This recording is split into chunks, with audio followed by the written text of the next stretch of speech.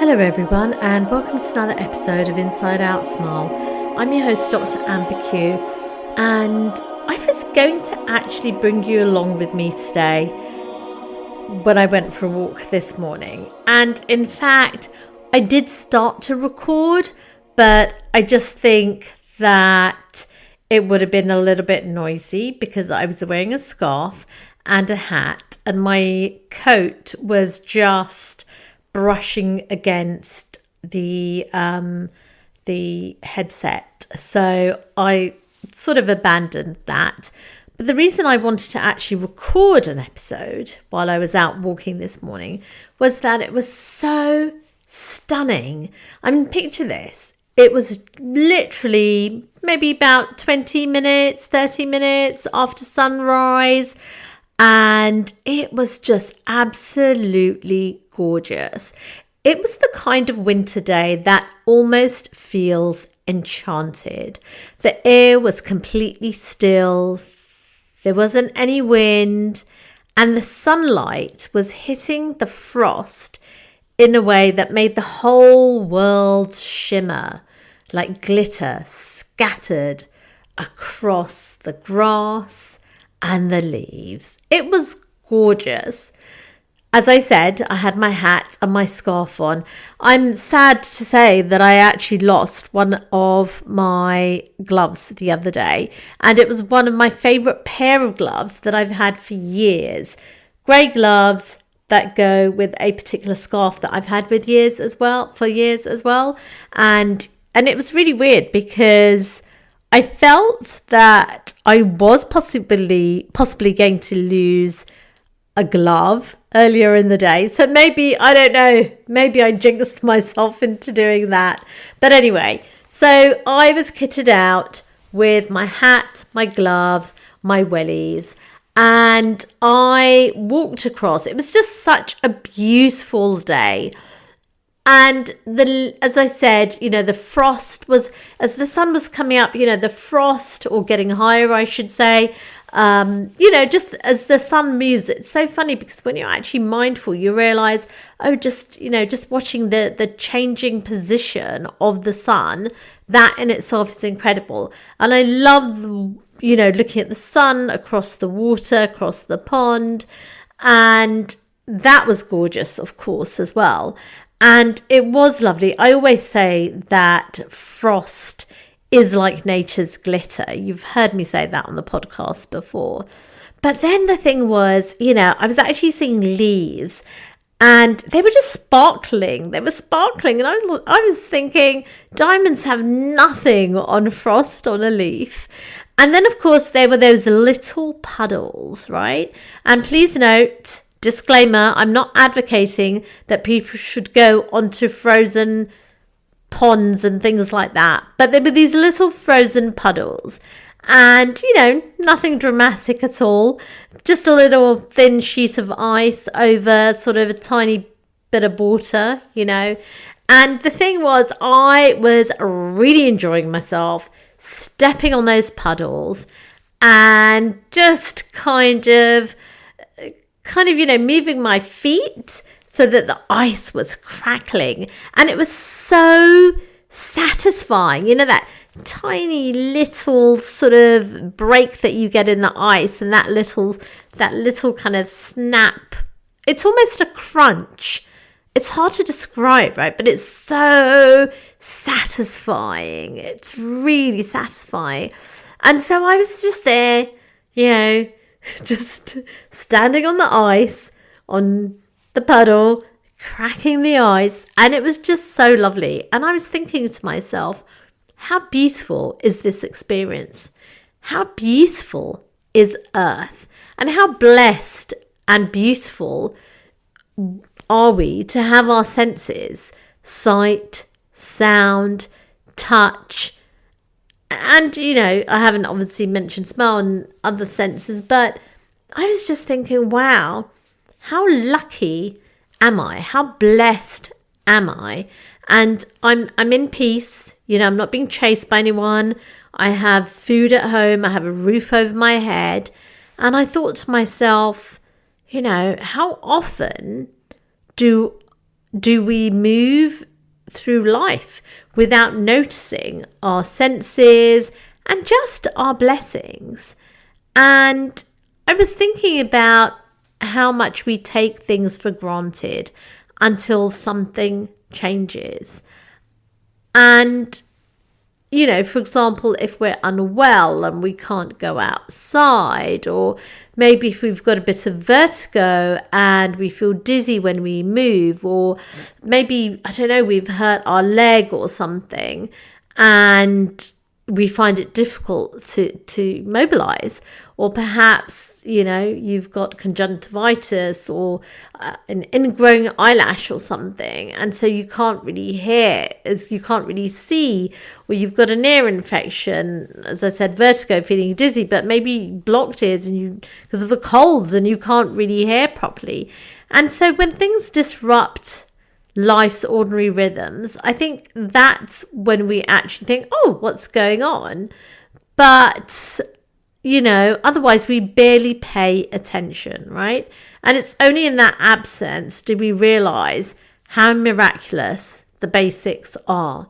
And I think about people all over the world who are suffering, people who don't have homes, people who are suffering from a genocide, or just, I know there's a ceasefire at the moment, but people are still being, well, I just say that they're still suffering in so many ways, and things haven't totally stopped, if that makes sense.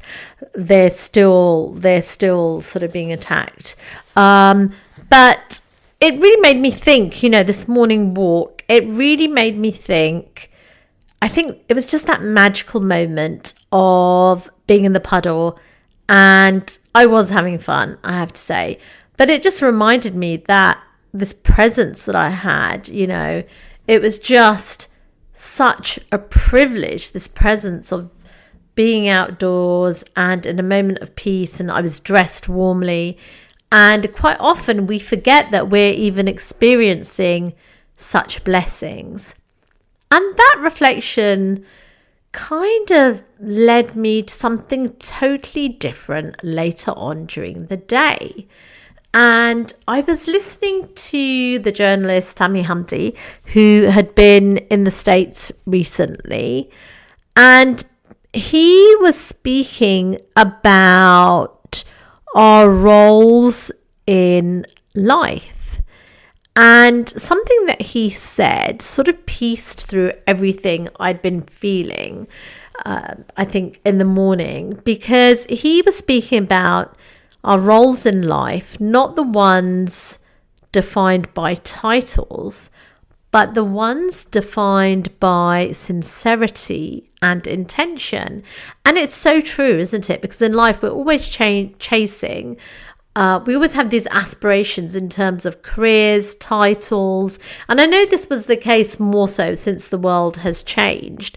And certainly when I sort of changed direction, initially had a prestigious job in a prestigious institution. And it was just so interesting. Yet I did feel fulfilled in one way because I was helping people, but I didn't in a different way. And so the thing is that we all aspire, I think, so many of us, should I say, aspire to influence or a position of authority. And certainly I had, you know, prestige previously. And then if you change direction, I guess, I don't know, because it's really interesting, right? Because in today's world, we've moved on from the kind of era of influencers, I think. But generally, there are people online that have influence. Let's just put it that way.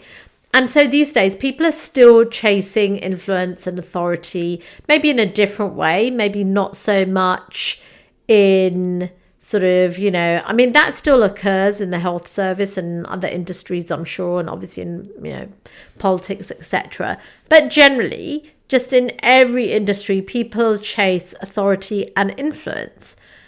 But the thing is that Sami Hamdi, who's so brilliant and who's so eloquent, and he was saying that, it's not about changing the whole world in one heroic sweep. It's about what we do in our own way with the gifts that we've been given and the skills that we've been given.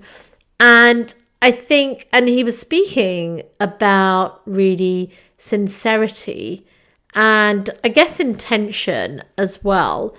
And in understanding that every act that we take, even the small ones, form part of a much sort of larger collective human effort.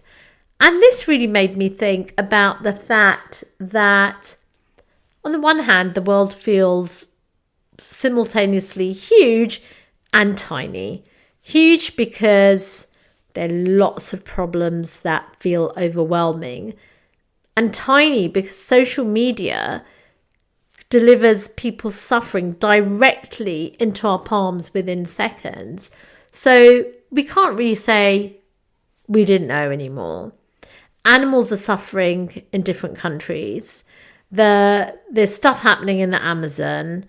There's a genocide in Palestine and Sudan. People are starving everywhere. There's a humanitarian crisis. I think a lot of the world. There's an environmental sort of a catastrophe happening as well. Animal welfare issues and just systemic injustices.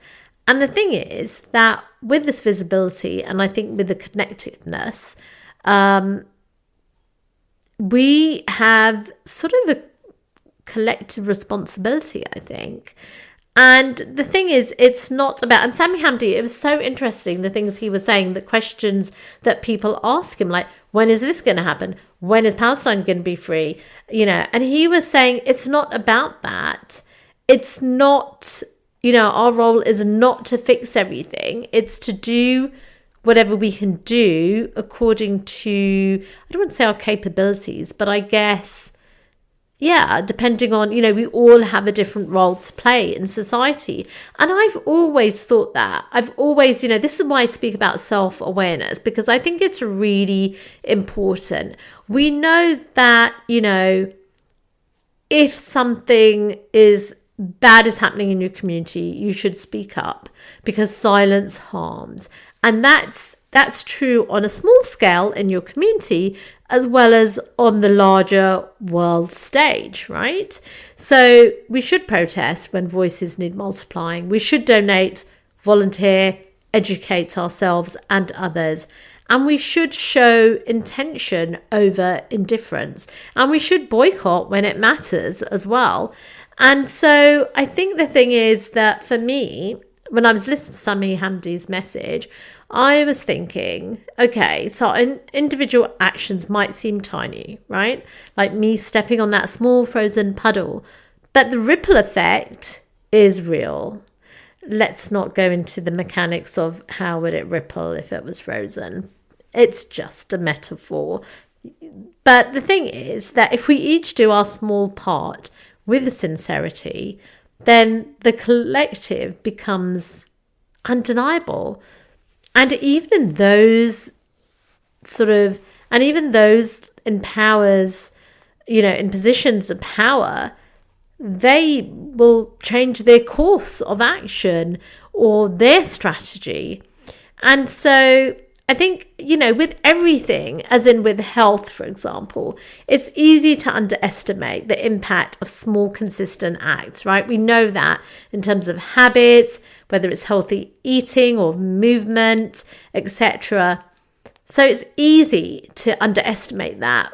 But history has shown us that change does begin with individuals, not institutions, not government, not titles, people. People who choose empathy, people who choose awareness, people who choose intention, and people who choose action.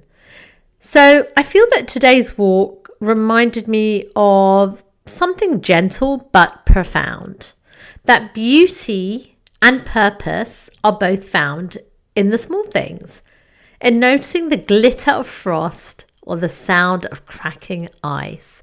That was so nice. And in appreciating our senses before we lose them, which can happen, which can happen. By the grace of God, we have them, but, it can happen. And in choosing sincerity over status, and I think also in recognizing that we hold a tiny piece, each of us holds a tiny piece of the world's healing.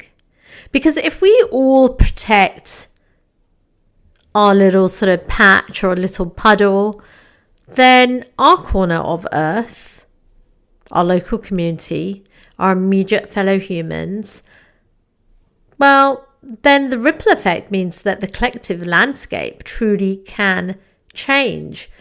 And moreover, because of social media, because our world in that sense has collapsed and become much smaller, we can almost say, how do you define your own sort of community, right?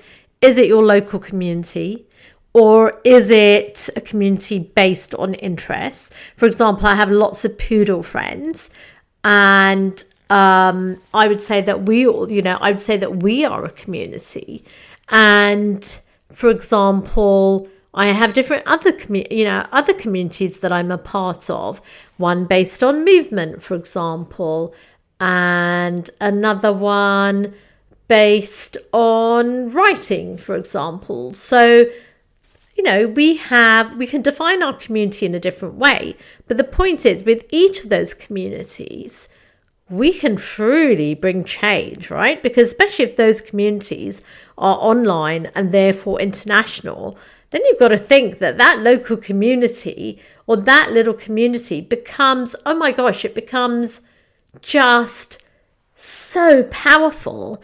And another little story is that, so I was in one of my other communities this week, and the host came on, and I could tell immediately that she was upset, and I asked her what was wrong, and she'd had a bereavement, sadly, in her family.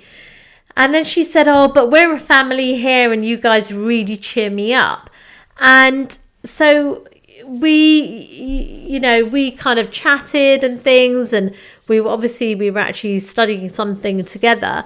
But it was wonderful because I would hope that she felt comforted at the host of the community call felt comforted at the end of the session, because at the end of the day, the world hadn't changed for her. There was still a bereavement, but she had a different perspective, I would hope, on it. And she felt uplifted by the support that we had given her. So yes, although sometimes the world asks us to be huge, I think obviously what one can do is dependent in one sense on, are you a politician? Do you have power in that sense?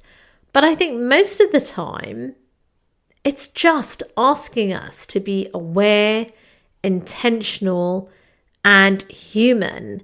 And in fact, if you look at a lot of people who are making big waves in the world, I'm not saying whether that's positive or negative, but big changes in the world, they are the entrepreneurs, whether they're tech billionaires, etc. So it doesn't even really matter in a way whether you are in government, because if you have that amount of power and how do those people, those tech billionaires, have that power? It's because their community of the users of their tech, etc., has gotten so large, so they almost, they have the power, or they practically have the power that a government would have. But instead of a government sort of governing one country or whatever, because tech billionaires they almost have global dominance, right? Depending on whatever their platform is. And so they have more power and influence. So, and I'm not saying that all of us are tech billionaires, etc. But what I mean is that with online communities, this, movements can be created with much less friction than was previously possible. And in fact, that was never possible prior to sort of this era of technology. And so, I think the thing is that change is really quite achievable. And of course, God only helps those who help themselves, right? So we've got to make the change within us. So when we are more intentional, when we are more aware and sincere, then if we can make those changes within ourselves, there will be divine intervention. So something to ponder about until the next episode. And until then, let's all create connection and not just change lives, but save lives.